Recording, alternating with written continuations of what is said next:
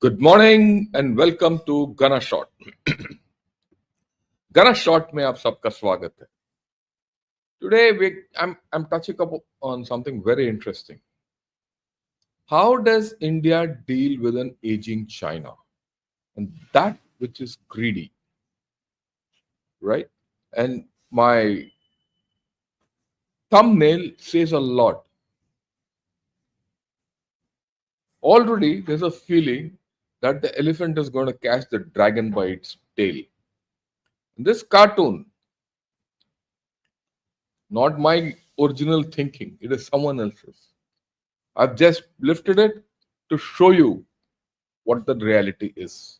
What is the reality of a perception which is gaining international thinking?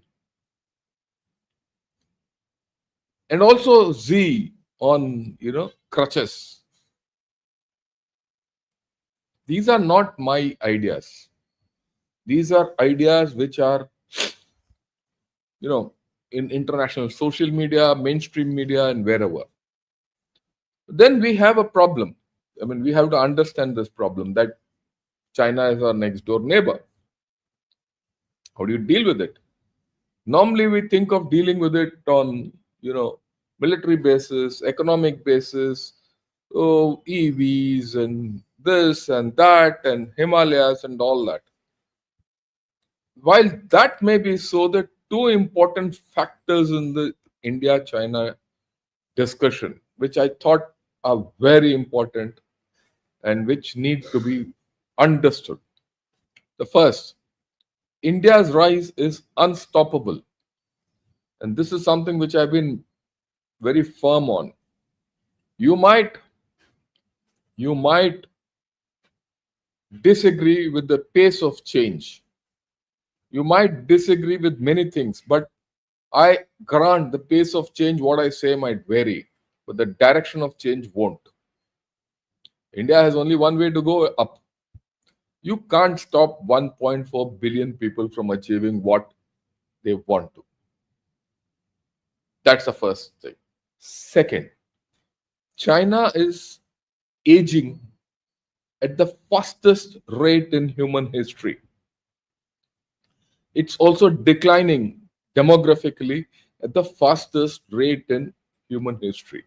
Unprecedented. It is an unnatural decline.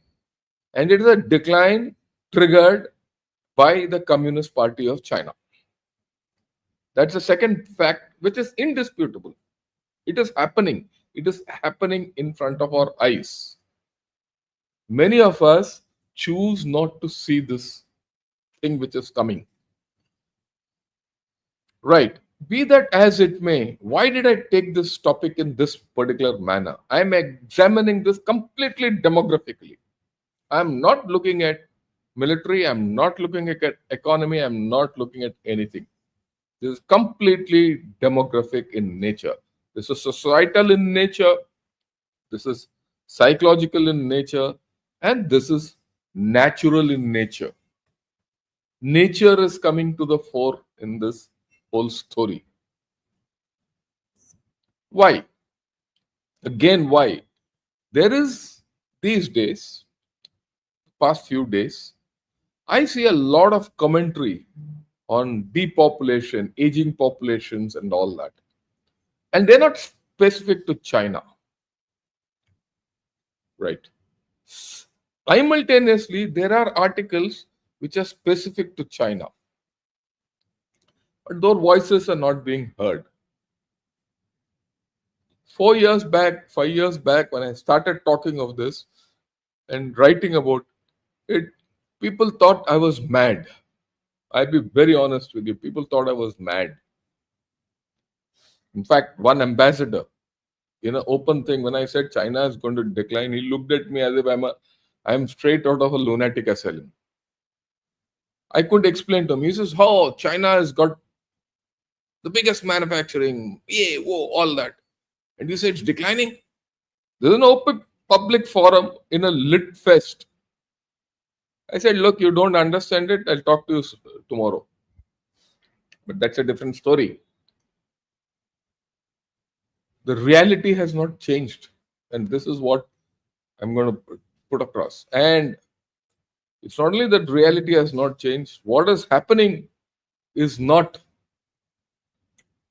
uh, well understood by people. But it's happening, the change is happening at pace internationally, something we need to understand. So, largely, a lot of this, what I'm going to speak today, is maybe theoretic. Okay, maybe theoretic, but it has got a strategic bias. So, from there, we'll see how do we deal in India with this. This article, the coming Pax Geriatrica. So, this article is about the geriatrics of the world. It's not just China. But I have picked China because China is our neighbor. I couldn't care less if USA becomes old or Europe becomes old. I'll handle that. But I need to handle China in India. So that is why I picked up these articles, which are international trend lines, and cherry picked those which are concerning China. And I'm going to present this to you through a theoretical construct. But the theoretical construct is not so theoretical because things are unfolding on ground. That's the point. Okay. Next thing. This is another article. Both foreign affairs. Foreign affairs gives very good articles. You might like them or not like them, but they're thought provoking. They're backed with facts, data, X, Y, Z. The age of depopulation. This came about a couple of months back. This one on Pax Geriatrica came out 2 days back. In fact, not even two, maybe a week back. So I kept reading it. I kept reading these both, and I found many things. Then this post by E. Fuxian. Now, E. Fuxian, for those of you who don't know, is a Chinese. He wrote a book called The Empty Nest, which is about China, its depopulation, things like that. And what he said, the Chinese didn't like. So he ran away from China. And he's gone. He's otherwise a gynecologist, incidentally. He's a gynecologist. So he is now a professor in the University of Wisconsin in Madison. And he writes. And he writes fairly well about Chinese demography. And he correlates demography with many things on China. While he might not always be right, his fundamentals about these issues, the demographic factor, are quite good. What does he say? And he's been maintaining this now for the past 10 years. He says China's population should be less than 1.28 billion. Okay, but more than 1.2 billion. I've analyzed this in various academic papers. It's a fact. That's the basis of his book. And he's established this properly. So let's look at 1.28 billion. Definitely it's not 1.4 billion, it's 1.28 billion. If that be so, China's economy has already started showing strains of this factor. Okay. Now I'll go back to this fundamental graph which I've been using for the past 3 years. This is a UN graph on populations and China. This is the graph of Chinese population by age group. The age group 25 to 64 this is the way it is growing. 0 to 14, this is the way it's growing. 15 to 24, you see it is growing this way. Okay? And 65 plus, the old age cohort is going this way. And these are immutable. These are broad trend lines. But these were based on Chinese data which were false. That's the point. Now, when you convert these into actual figures, I did it 2 years back. So you'll see 2023, 2020, 30, 2040, and 2050. But I'm not going to look so far ahead. I'm going to look up to 2030. And 2030 is just 5 years ahead. So this is the chart which comes out. If you see 2023, its population was supposed to be 1410. We'll go at this point of time with that. And by 2030, You will see the 65 plus group going up to 250 million people.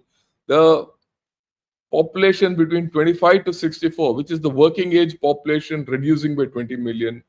And further, there's a decrease in 0 to 14 and 15 to 24. 15 to 24 is that population which is going to enter the workforce. But significantly, there are going to be 60 million more people by 2030. 2030 is not far, it's just 5 years ahead. And this is unstoppable because these people are old and they're living in China. They're not living anywhere else.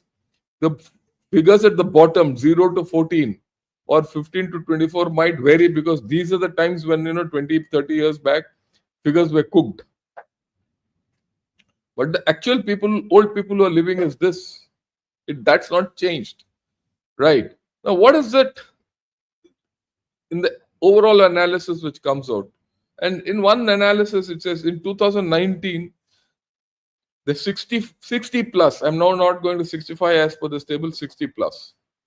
The 60 plus were 254 million and 65 were 176 million in China. In 2030, 25% will be over 60. 25% of China will be over 60. Okay. 2040, this will go up to 402 million. Okay. Right. And out of this is important. This is something very interesting and important. Out of this, 75% will have non-communicable diseases like diabetes, cardiovascular diseases, hypertension, and all that, which is common to any old age set of people. All of us are. In fact, I am also in that same bracket. Some light hypertension, light diabetes. Everyone is, old. We are all. The moment when I was 60, I was fit. Slowly over now 9 years, 69, I find all these have crept in. I am no more productive. This number is increasing in China. They don't contribute to the Chinese growth. They detract from Chinese growth. Okay, this is as per the UN figures, Chinese figures, which we know is wrong. So what does E. Fuxian say? He says, look, I've taken the upper limit, what he said. 1280. That is 1.28 billion. Based on this, by 2030, those 60 plus will be about 30 to 35%. That is 1/3 of China will be over 60 with all the attendant problems. And when you look at it ahead, 5 years ahead, this might even get worse. At this point of time, it may be 30. By another 5 years, it will be 35. After that, the fall will be very, very, very steep. Because then the population fall also starts showing off very high. This is a very important facet which we tend to discount. A lot of what China is trying to do now is to offset this factor, which no one can stop. No one can stop. No one can stop. Even God can't stop it. It's like this. This arrow was shot by Deng Xiaoping when he implemented the one-child policy. So he says, look, the population is below 1.28 billion. And we've shown about 30% today are aged over 60. So there are implications of this. And that is what I'm now going to go ahead. What did he say? I mean, let's see his own analysis before I come to my analysis. He says in 2004, he had predicted in his book that 2012 would be the turning point, and from there population decline started. So actually population decline in China is now over 12 years old. It's not new. But mainstream economists in China said, no, we'll continue to grow. And we all believed it, and they will surpass USA. It's not there. It's not happening. And China's growth rate actually started dipping in 2012. This is all you have Fiction's analysis. He says India's, I mean, this is something which I'm not confident, I'm not sure, but I'll read it out because that's what he's written. He says India's economy will surpass China's and even America's, not tomorrow, but in 20, 30 years. The Chinese says our economy will surpass them. Okay. And the funny part is whatever he has said so far has come true for China. I've been reading him now for about 8, 9 years. And then he says, don't mock the poor youth. India's economy has risen from the 12th largest to the 4th, soon to be the 3rd with ferocious momentum. And that's a truth which we have to all understand. And then he says something about manufacturing, which again is in historical context is right. He says the world's factory has shifted from Britain to the US to Germany, Japan, and China is likely to be the last factory. Okay. After this, there won't be any factory because we're going to defactorize, and that's happening, and it is irreversible, and it will happen because no one can afford to have a complete manufacturing in China, which can twist everyone's tail. That is happening. It's a matter of time. At the onset of COVID, I said 5 years. Given 5 years, it's already started happening. China is taking certain actions, which everyone knows, but people are increasingly shifting away from China. That has peaked. He says India's manufacturing of global market cannot reach China's level. I agree with him completely. Will never be that level of manufacturing. But our manufacturing and growth will be in sync with our economic share globally. We will increase, but we will never become another China. And we should not be another China. We should be a better India. That's what I've always been saying. I'm okay. We don't want to compete with China, but we'll get different power. We'll get different metrics. We'll get different powers. We'll get different ways to reach our power. That's a different story. I'll talk of it. Today we're talking of China. He says the young workforce is the true demographic dividend that will drive India's economic prosperity. I see that happening, despite what many people say. Right? India's manufacturing sector struggles to replicate China's success is a given. Now, China relied on the US markets to become the world's factory. It was the US which drove it. But then US market is now being increasingly closed off. Therefore, Indian manufacturing must depend on domestic demand for growth, which will take time but will succeed. And this is something no one can stop. We have our own demand. If we can hike up our manufacturing, you can deal with China, you can deal with USA because we drive our own growth. And this is one attribute which no other country has. Not even USA at this point of time. That is one of the reasons which drives India's strategic autonomy. People don't realize it, but this is the fact. You are a consuming economy. And if you can put some manufacturing into it, you're through. And this is what America is trying. It is a consuming economy. It wants to get manufacturing. It's struggling. We can. Why do you think Britain has done a FTA with us? Okay. Another interesting factor. He says in 1929, the median age of USA was 26. Okay. Then 65 plus was just 5%. In 1980, it was 30, with 65 plus as 11%. Slowly increasing. But USA has offset its age problem through immigration, which China doesn't.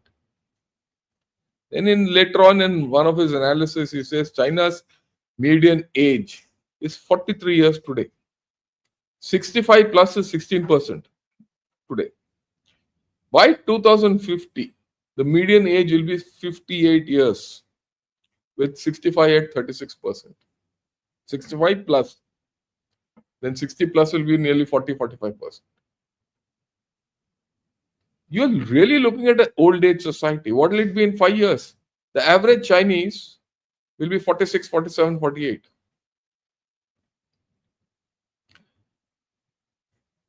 USA had the demographic capital for advancement. So do we. In fact, we have the best demographics for all this. It will last us another 20, 30 years. After that, we will also decline. But that's a thing for other day, because today I'm looking at China. As per him, China is already running out of human strength and they have to strive to survive. Okay. Then they gives a very interesting graph. This is very interesting. And this is probably, he says this red graph is what they estimated to be the total fertility rates. And the blue graph is what is the actual fertility rates in China. And today, all of them in China are coming to it's converging. And very clearly, the top line shows that China had inflated everything. And why did they inflate is interesting again.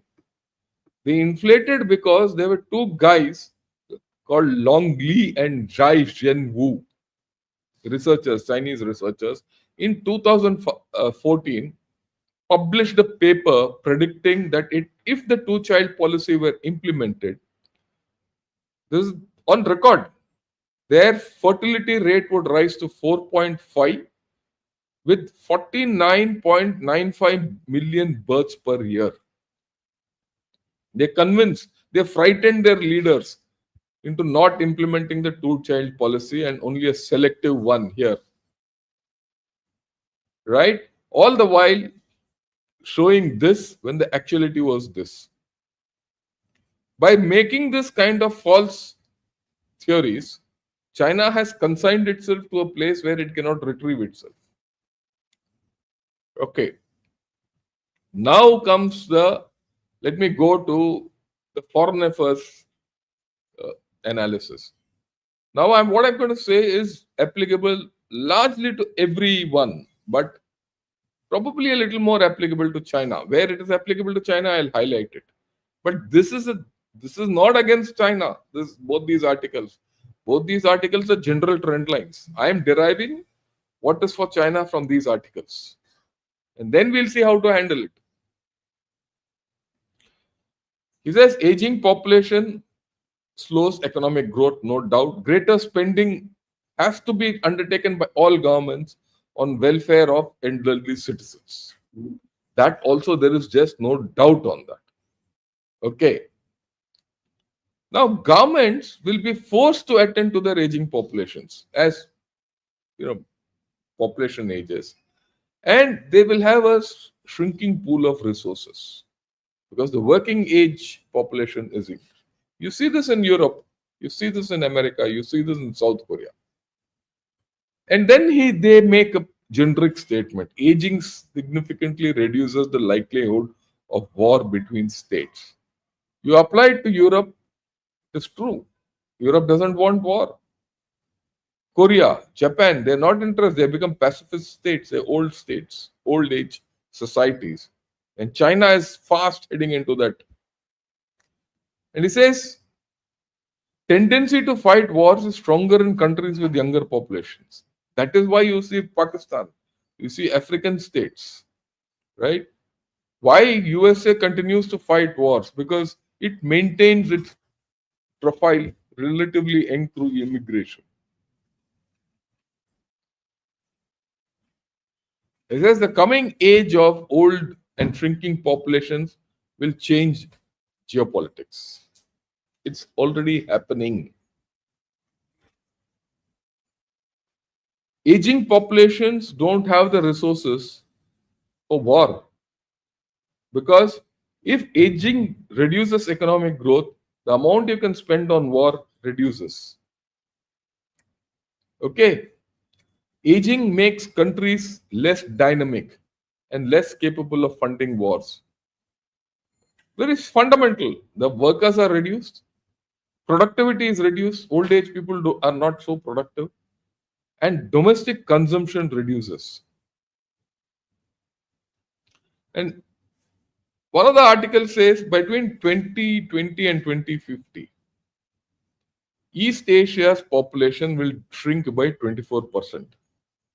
Japan's working age population is expected to shrink by 28%. China's by 23%, Russia by 19%, and Germany by 17%. In the big population countries, large population countries, China is leading the way. It's going to lose 23% of its working force by 2050. In 5 years, it would have lost a lot. Okay. Very fundamental, an old age workforce is less productive. An interesting fact which they bring out in this analysis is people are most productive when they are in the 40s. They have knowledge, they have experience, they have resources, the workers are younger, energy, all that. This is the peak. And when this share between 40 to 50 rises, productivity, everything rises. Right? Now, as countries age, this group of 48 to 50 is going to reduce. And over 50 will increase, which means the productivity goes down. And here comes the crunch of what I'm talking of China. In Russia, this crucial share for productivity growth will shrink by 10%, 2020 to 2050. Okay? In Japan by 15% and China by 18%. China is the complete outlier, an extreme position in all this demographic change which is going to happen. Okay? And whatever change is happening in China is a factor of all minorities. Remember this: Tibetans, Mongolians, Uyghurs, and then Han. Right? The Han, Mongolian, and Tibetan populations are stable and probably increasing. Not Han. Uyghur, Tibetan, and Mongolian. It is the Han population which is decreasing. So when someone says 18% of China, it is that 90% of Han which is decreasing. So actually, the Han population is the worst affected. Well, everyone says, and I'm sure many of you would have also said, widespread adoption of AI could help reverse these trends. That's what everyone says. Oh, China is adopting AI, robotics, yeah, whoa, hence it doesn't need manpower. Well, we have to rethink this whole dynamic. Why? What was Japan's lost decade all about? When did the IT boom happen? The IT boom happened in the 1990s, 2010, up to 2010-15. Isn't it? It didn't help Japan. And Japan was still one of the leading IT powers at that time. Japan, just nothing happened in Japan. Japan still went down. Same thing will happen in China. There are metrics available now. And AI is not going to pay China.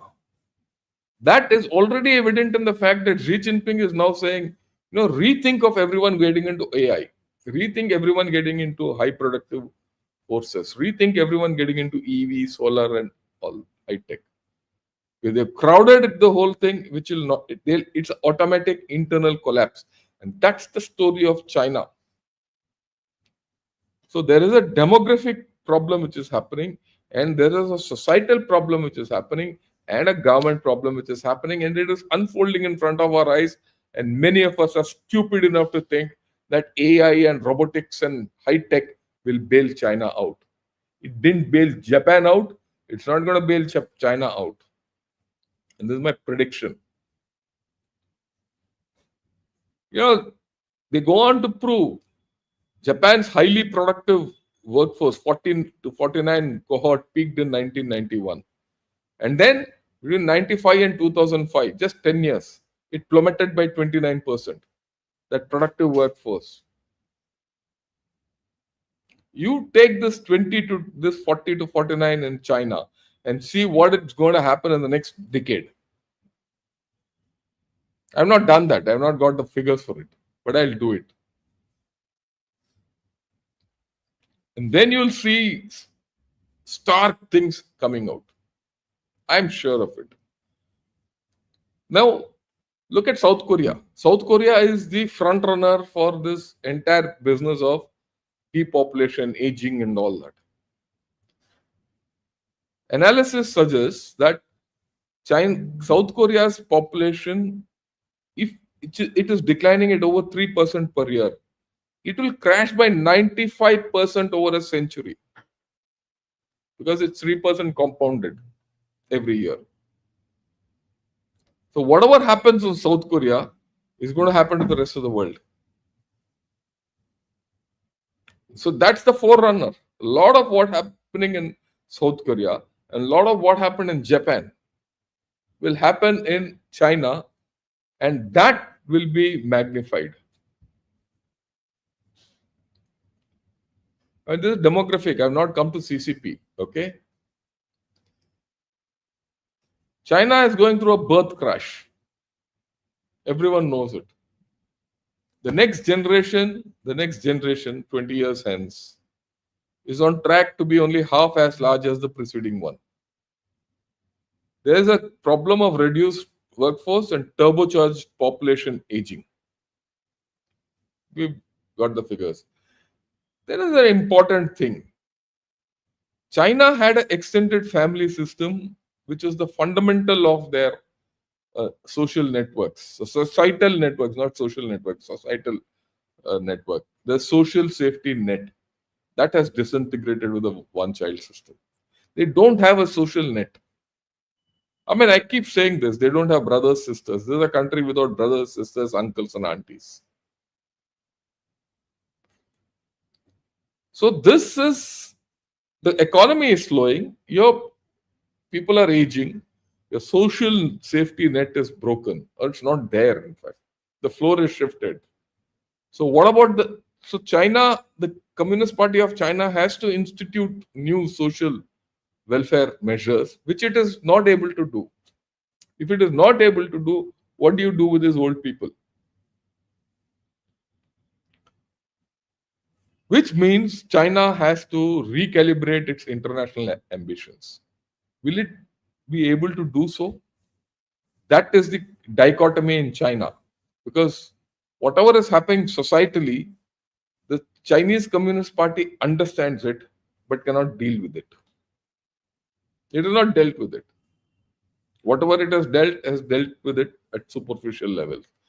Because the interest of the Chinese Communist Party is to hold on to power. If they do these societal measures X, Y, Z, they lose power. If they lose power, they're out. And to do power is external and internal. When the internal power is going down, they have to focus on external power. External power costs money. So if China is funding the Tibet Dam, if China is funding space exploration, if China is funding, AI, its great navy, all that, it is spending less on old people. It is spending less than on social welfare measures. Somewhere this imbalance will start speaking. That is why I keep saying China is an imbalanced nation today. It's out of balance. And then these analyses suggest that domestic consumption is 2/3 of an economy. Okay. Then aging, in aging states, the people who spend most are 20 to 40, children 20 to 40. People of my age don't spend. No, this kind of a weak consumption, everything, has already contributed to China's housing market collapse. Who will buy houses? People who are younger, who are starting their careers. They have a dream. I'll have a family, I'll have a wife, I'll have a scooter, I'll have a car, I'll have a home. In China, people have stopped dreaming that, and that is why the houses are not being sold. The earlier generation had this dream, they held a house. Today, that house can't be sold for their own sustenance. So the old people can't do anything. The young people are not interested. The housing market is collapsing, and demographically, this is not going to reverse. Demand has crashed, and housing and infrastructure remain the biggest contributors of economy of a nation, any nation. In China, that is now China is trying to keep infrastructure up through the dam on Tibet and roads and high-speed rails and all. But when will they start bearing fruits? They'll start bearing fruits. The Tibet dam will not give them electricity for the next 10 years. By then, their economy will be so badly off, they might not be able to afford it. That's my prediction. And China's economy is completely stagnant at this point of time. If you have economic power, you can reach your international goals. You don't have, forget it. You don't have economic power, you will not wage wars. And if you are an aging society, you don't have economic vitality, you will not fight wars. And old people don't fight, but they're greedy. They want everything. They'll try to get someone else to do it. That is why China is riding on Pakistan. That is why China wants to go to Africa. They want younger populations to work for them and feed them. Greed. That is the Chinese communist method. We have to understand this nonsense.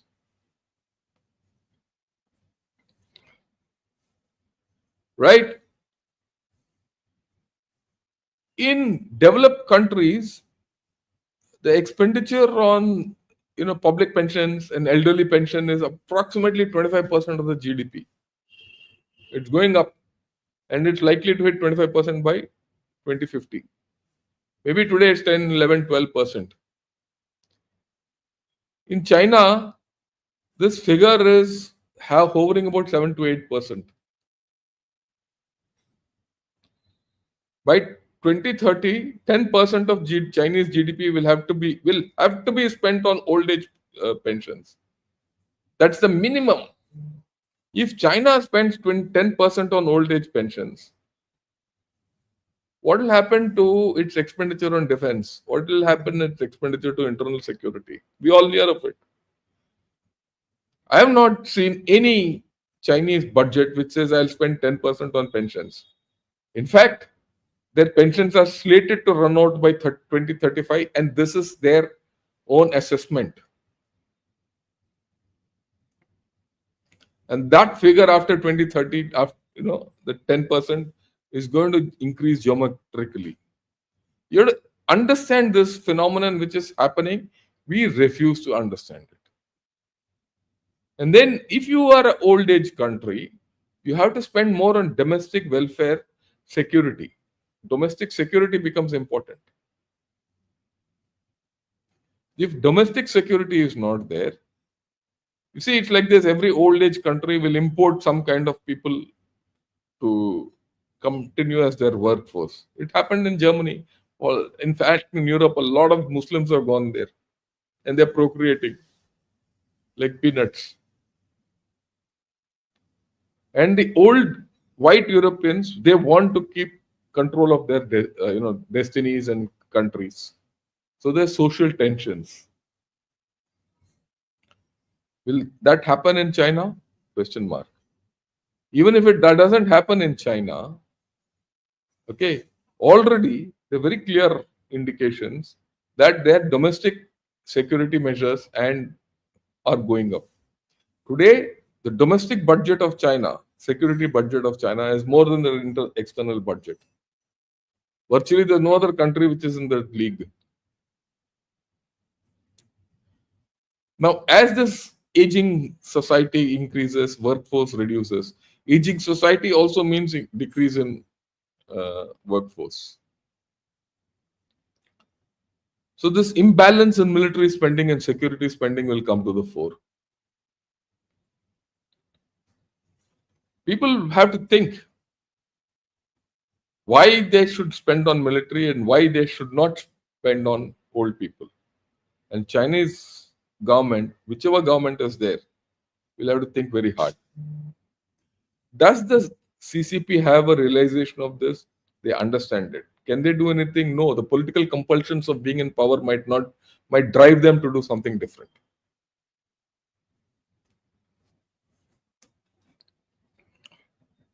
Okay. Then there's another metric. I'm giving you metrics. If government spending on social welfare and elderly crosses 25% of a budget, after all, the government welfare schemes have to education, agriculture, these are all welfare schemes to a large extent. If it crosses 25% of the budget, their capability to initiate a military conflict reduces. Many aged countries are already on the verge of that or they have crossed. China is also in that cusp. But China is ruled by the CCP, which might not agree to this. In which case, there will be internal problems in China. And to some extent, you're seeing this. It's not reported, but it's happening. We don't understand the undercurrents of China because of the information, lack of information about China, which we have. Okay, then let's look at military. Which is the people who want to join military? You want young people to join the military. Agniveers, we made such a hue and cry, youth, age profile. If you have fewer military people, you would go for more mechanization. Or you want as many military people, then you have to go for aged people. Is the age military good? Or a younger military good? Younger military. But if you have the pool of your military is less, from where you can get from the population is less. Those young people will not prefer the military. They will go elsewhere. The number is less, demand and supply. So to get the younger number, you have to pay them more. So if you have to pay them more, how will you spend on weapons? You can't do everything. And China is already facing this problem. Because if you see the benefits being given to PLA people, even for 2 years,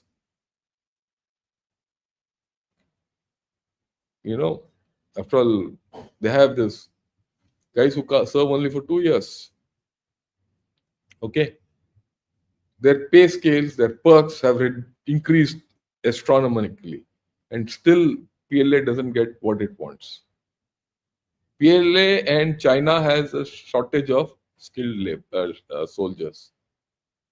And if you reduce standards, you'll get a substandard military.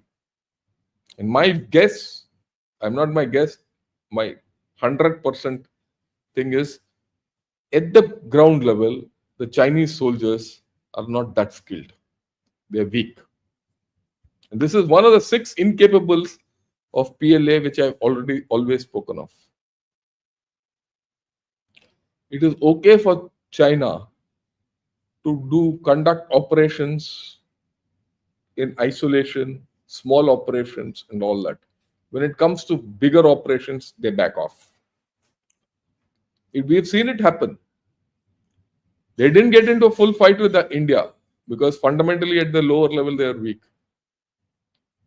They withdrew. They didn't do anything to upset the balance in the Middle East. They didn't show all this talk of PLA going to conquer the world, Chinese Navy to be all over the Indian Ocean, and all that has come to naught. These are things which are happening. We have to understand this fundamental.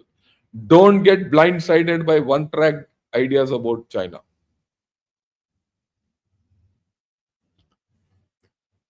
Militaries can substitute technology. I mean, you can use technology and substitute personnel through technology. But then military fundamental thing which you do in the military is labor intensive. You can have AI, you can have EW, you can have everything. So will your enemy. He might not have that kind of AI which you have, but there's a limit to which you can use AI and communications and networking in the armed forces. And in the India-China equation, there's severe limitations. Let me tell you this. These days, some PLA chap has put out 6 chapters of a book in Twitter. A lot of people have read it. You read that, you'll understand. Something like a memoirs of a Chinese soldier in eastern Ladakh. AI doesn't work there. All these things don't work there. What works there is pure guts. An old age military will not work there. In a particular sector, if there's a thing which is sectoral in a particular area, yeah, you'll get the best soldiers and put them. That's how China does it. But if the war widens, China will struggle. If you're going to get into counterinsurgency, China will struggle. Why am I saying counterinsurgency? If you instigate, or if Tibet tomorrow starts fighting for self-determination, Tibetans, and India supports it, China will struggle. I won't do it today. And that is why I won't do it today. I'll do it 5 years hence. That is why China is worried about Dalai Lama. What Dalai Lama has initiated is not a problem for today. Reincarnation. When, like I say, reincarnation is going to happen when His Holiness passes away. And after that, the search will start. That will take another 3-4 years. And then the Dalai Lama will be found and he will be groomed. Another 10 years. You're looking at a 15-20 years horizon. And in this, if the Chinese do something and the Tibetans think differently because their religious beliefs have been upset, and insurgency starts in Tibet. And for starting an insurgency, you need 3% of people. 3%. Bye-bye China. And no amount of effort by China is working. On the other hand, their metrics are decreasing.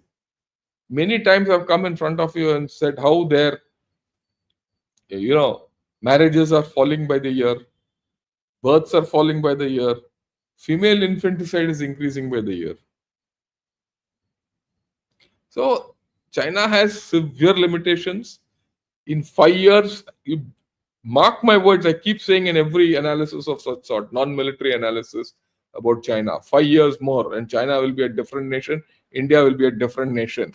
These idiots from Pakistan don't understand. The idiots from China who come and troll here also don't understand. They know, but they will troll to project something different.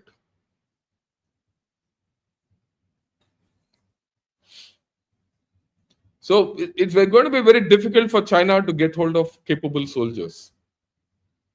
Even capital intensive warfare, to get AI and robotics and satellites and all this, you need capable people to handle them. Where are you going to get them from? It's nice to say, I have the capability to go to moon, but how does it manifest on ground?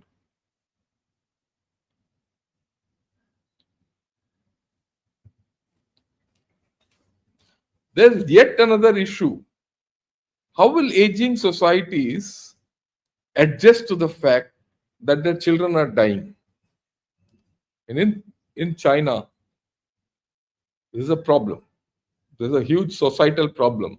which we have probably, if I didn't read this, I wouldn't have understood it. Already in China, there are a lot of people. You see, life and death is normal. It happens every day. People die. If I die today, well, I have two sisters, right? My children will have two aunties still. My mother still have two daughters and things like that. I have two children. One of them will look after me, or my wife if I die. So we are in a talking of a societally different net. What happens if it happens in China today? What if I'm a Chinese and my son dies? He's the only chap. He's the only chap. I'm not talking of his dying in war. He dies in an accident. He dies out of some. I don't have anyone else. Societally, there are so many people who are dying. Young people in China who are dying, or COVID, or whatever.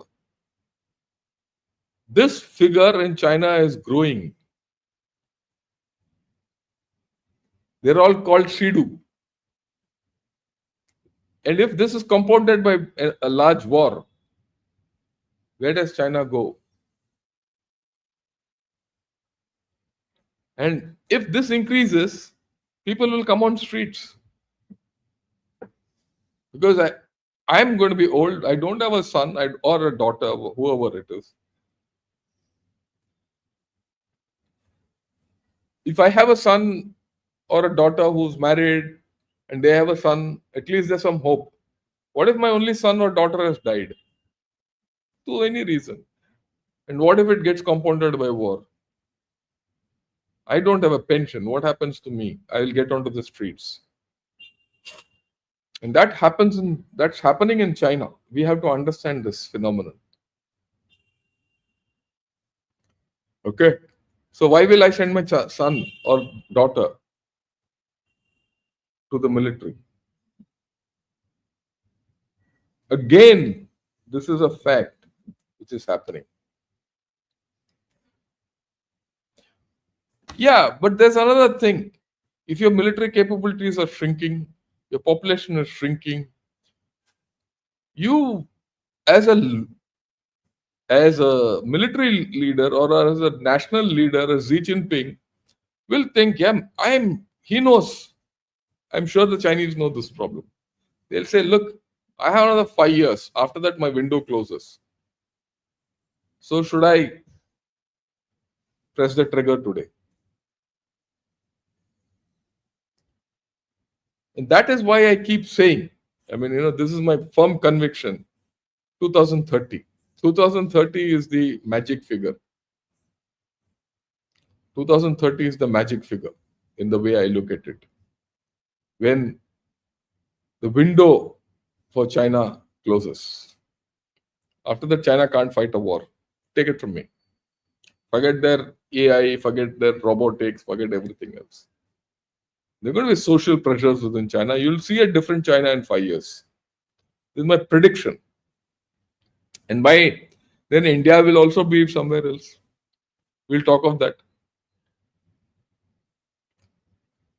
separately. The differential is closing. When people say, "Oh, their economy is 5 times your economy," it doesn't matter. Economies matter nothing. Figures matter nothing. We have to understand what's coming ahead. Already, a lot of what I have said has come true, and what I'm going to say, what I have said in this, watch this video after 5 years, and then ask me. We'll discuss this. Okay. So what do we do? What does India do till then? Keep quiet. Keep fighting with them. India does this. You have to hold the dragon by its tail so that it doesn't go anywhere. Do you fight the dragon? You'll be a fool if you fight the dragon. We don't have to fight the dragon.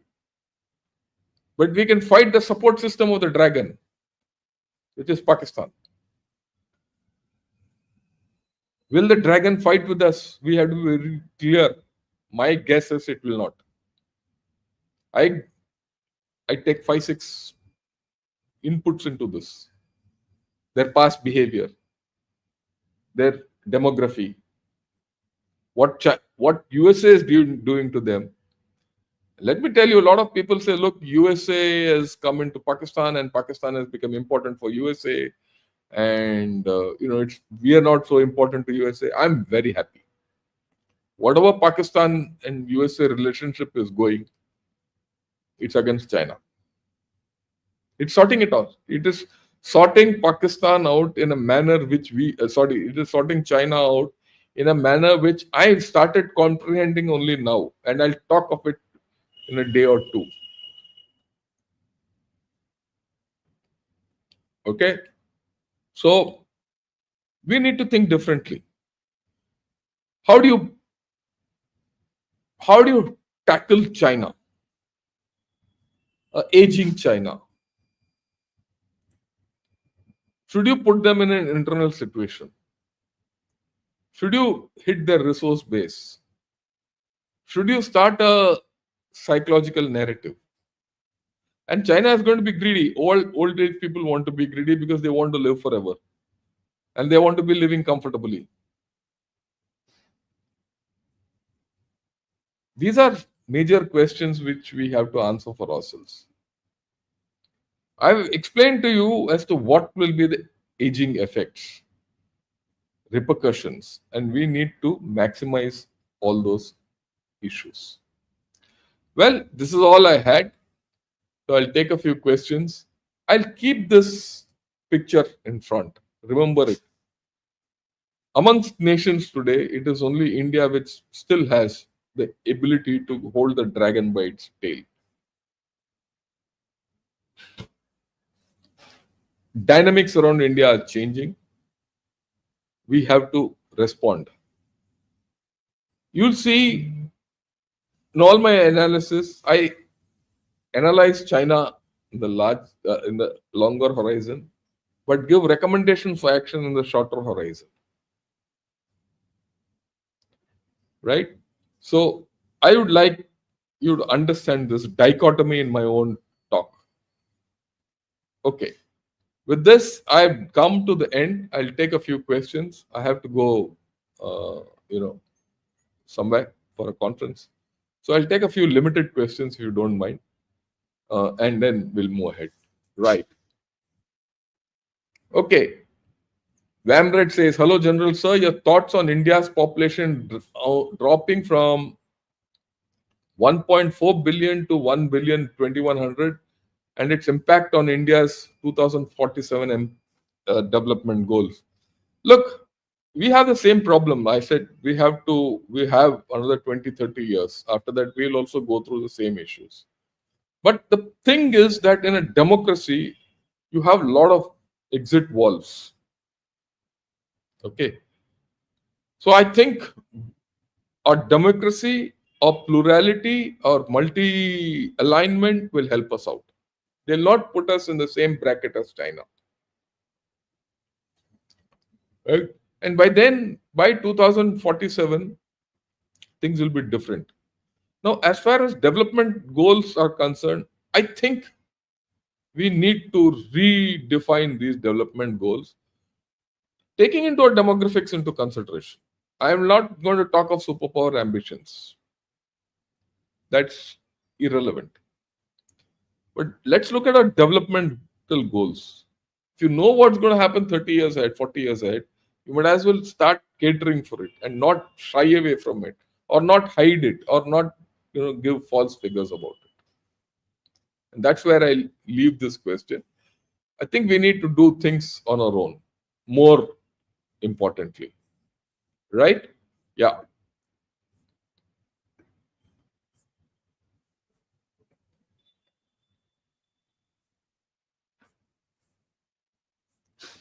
I think we should invest in our history. We don't know much about our relationship with Tibet. There's more than what meets the eye. History builds narrative. I agree with you. We have to revisit many things. Mod 35, great presentation. Thanks a lot. I do hope you like this video. If you like this video, do subscribe to Gana Short channel, press the like button. And also, I'd request more to join in as members. Right.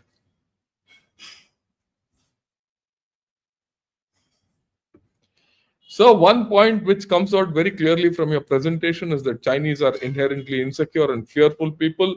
If China gets into the war, it will become an old age home after the war finishes. I think you raised a very important point. If anything happens to China and it goes down, its descent will be even faster. Whatever happens, its decline will be even faster. That's what they're worried about.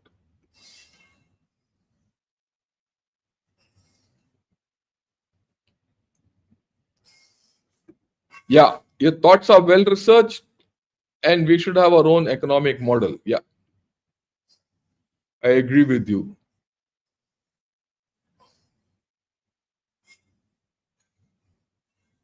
Yeah, Chinese have an inherent herd mentality and an innate cowardice, not only with single child or none at all. They won't dare wage anymore. I agree with you. They're not fight. That's very clear in the past 6 months, whatever has happened. They'll get Pakistan to fight with us. They'll instigate everything in our country through the communists. They didn't do anything to protect their own interests in the Middle East. Then they're suffering. And we'll talk. There's a new paradigm coming out, which is current, and I'll talk about it. Maybe tomorrow, day after. So you put across fundamental issues, as you said, India should not be another China. Should be philosophical. Should be the philosophy for Atmanirbhar Bharat. Yeah, this is the typical template and graph of every communist country. Any communist country which has not been able to change its course has followed China's path. And that's what worries Vietnam also.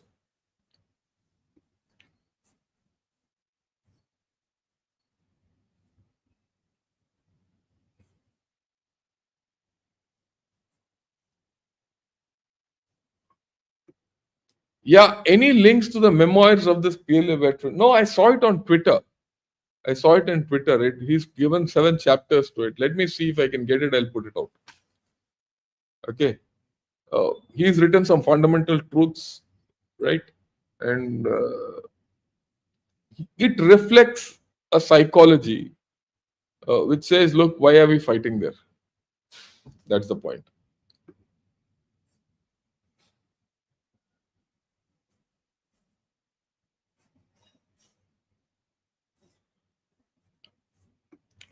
Yeah,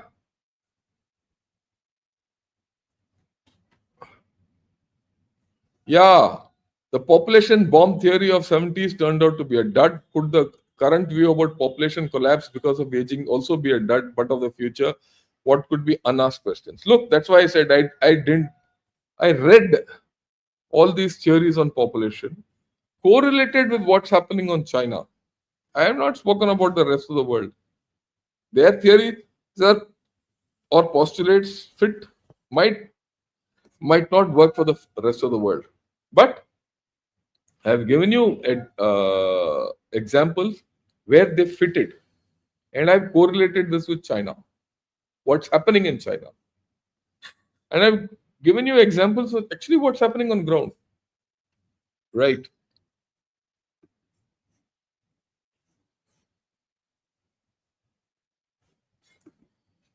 What is your timeline prediction of Pakistan losing Balochistan or KP or GB to India? Look, Pakistan losing GB to India is when India will start. If India starts that program, I think in a decade we'll get POJK and GB back. If we do it, Pakistan, as the way I look at it, has already lost Balochistan and KP. It'll never get it back. Uh, Now, because of a new dynamic in this area, where USA is heavily involved, we'll have to see. I'll have to reassess because I don't see the Baluch people making a effort at international recognition of that problem. And The way I also look at it, America will be very happy to leave Pakistan where it is struggling with Balochistan, KP, and GP.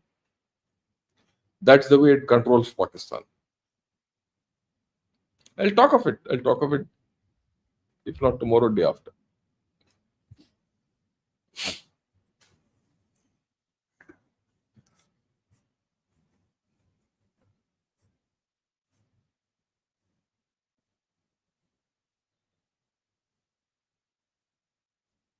Yeah, how much confidence can China have in Pakistan?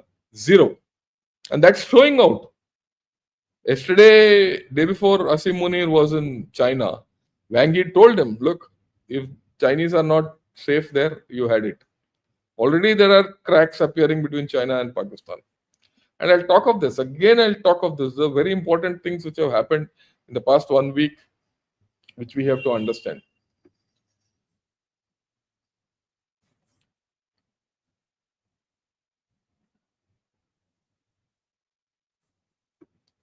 I was having a chat with a Arthashastri, and he was clearly of the view that the present global economic model based on Keynesian model is broken. Right? As on the other, further, these modern day learned economics do not understand sustainable. Yeah, I agree with you. I agree with you completely, Akash. Hmm. Why are these CCP bots so scared of Zionists? Yeah, the Zionists will do something to all their friends which there and their interests will get hurt. See, whatever the Zionists have done, have crowded China out of the Middle East and West Asia. They're worried. That's why.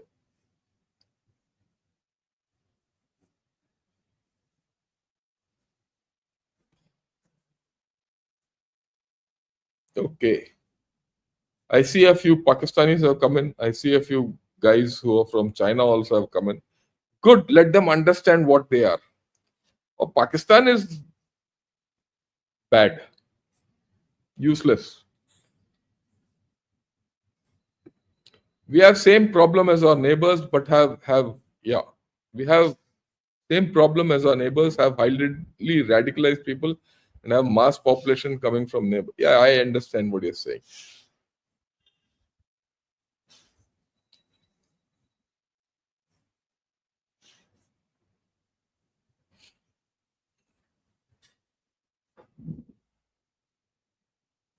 Yeah, yeah. India is being groomed to hate China and with constant anti-China propaganda like Republic World, it's black propaganda. It's come. Look, D.W. Lingayan, I know completely you're a bot. And I'm telling everyone that this fellow is a bot. And this fellow is coming with a lot of psychological issues. Okay? Whoever it is. I welcome him because he proves what my point. The fact that such fellows come onto my channel indicates to me, right, that what I'm speaking is rubbing someone on the wrong side. That's the point. You're making my day, my friend.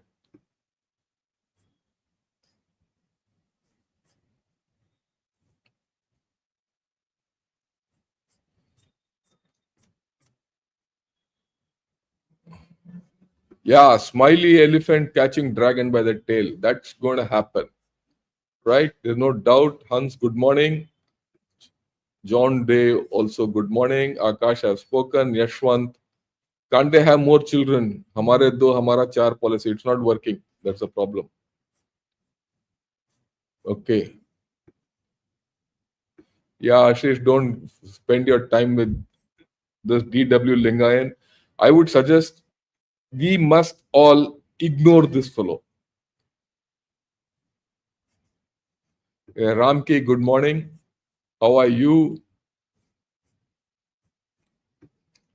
Yeah, PRC is trying to go back to the Mao era. Z is making people vie for his trust. Also includes reintroduction of using Tongshi for people. Yeah, I agree with you. And use covered. It was used covertly for gazing. I agree with you. What is happening in China is part political, part economic, and part demographic. Okay. Yeah. Good morning and happy Sunday. Just had a yummy dosa. Go good sambar for dinner. Excellent. Enjoy yourself. Yeah.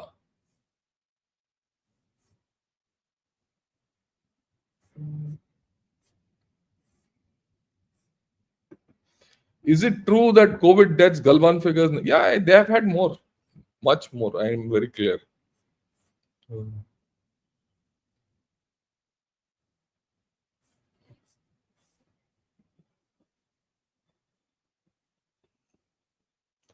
Right.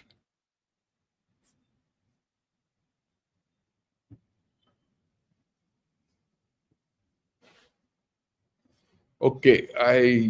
Right. Should we become a manufacturing powerhouse? That's how we build. Look, we don't have to be a manufacturing powerhouse. We should manufacture what is required for India and exporting some. That's it. And then everything will happen on its own. Okay.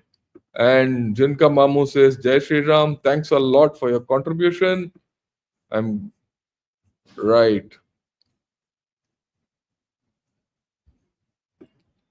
Yeah, Goldman Sachs projects India's GDP will reach 2.5 trillion by 2075, surpassing the US and becoming the world's second largest economy. I think those figures are wrong, to be very honest. And I couldn't care a damn whether we are or not. There will be a big economy, whether it's first, second, or third is irrelevant. And these figures of first, second, third were projected by Goldman Sachs based on some metrics which don't, those base facts don't have changed in the past 5 years.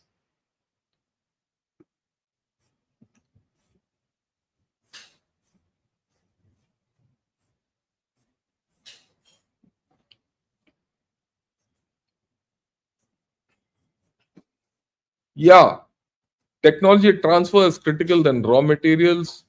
China ban on rare earth minerals and US ban on chips looks like child's play, not showing any maturity or that's okay, Kannan. Don't bother about all that nonsense.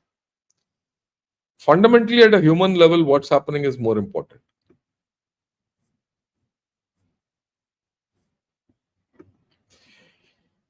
Yeah, excellent analysis. India is growing slowly. That is good. That's the important point. You don't have to grow at the same pace as China because if you grow at the same pace as China, you'll collapse at the same pace. We don't want that. Slow and steady wins the race. Pax geriatrica, older population, less wars. Yes. Yeah. Grateful for all your service during Kargil. Jai Hind. I hope you've seen. I put two videos out yesterday night and today morning on Kargil. And, my only regret is I couldn't enter the Kargil operations. And the Kargil guys on India were so good they finished off the Pakistanis because we entered operations. We were in operations, but in a separate sector. We were to go across, all poised. The day we were to cross, let me tell you, the day we were to cross the LOC was when the white Pakis put up a white flag on Kargil, and we were denied the capability of going across into Pakistan. Next door, I leave it at that. We knew exactly what's happening. Yeah, baby crib sales are a better indicator of China's population than their official. I agree with you. They've gone down. Huh? Baby crib sales have gone down. Their kindergartens have gone down. The thing about their kindergartens has now started appearing in FT, Financial Times.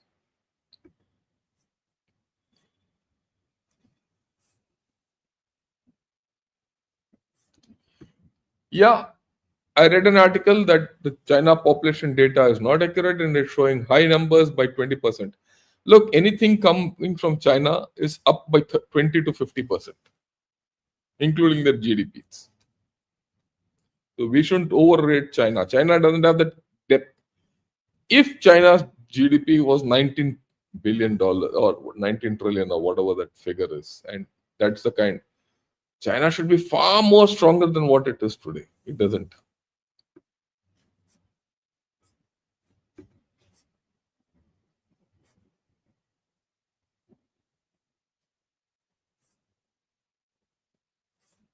Yeah, this is thing. China is a threat for many nations, hence we can handle China. Yeah, that's an important thing. because many nations will get together to handle China. Pakistan has a young population, high fertility rate, brainwashed, religiously indoctrinated population. That's a headache. Today, I feel that Pakistan is a bigger problem than China. It's a contra indication, contra thinking for many, but that's the way I look at it.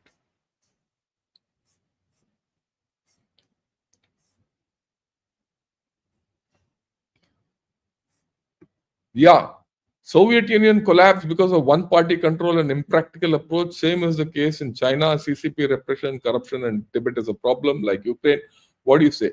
I'll Sunil just wait. I'm going to do an analysis on China, Japanification, and USSR model. You'll come to know from there.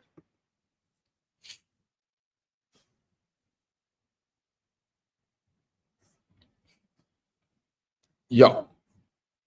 Okay. I think we have completed largely the questions which major issues at least which have been raised.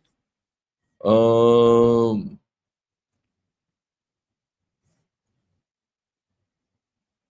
okay, yeah, this is important. India needs to invest more on education research. What should be the model for that? American capitalism driven model or Chinese government driven model? Neither.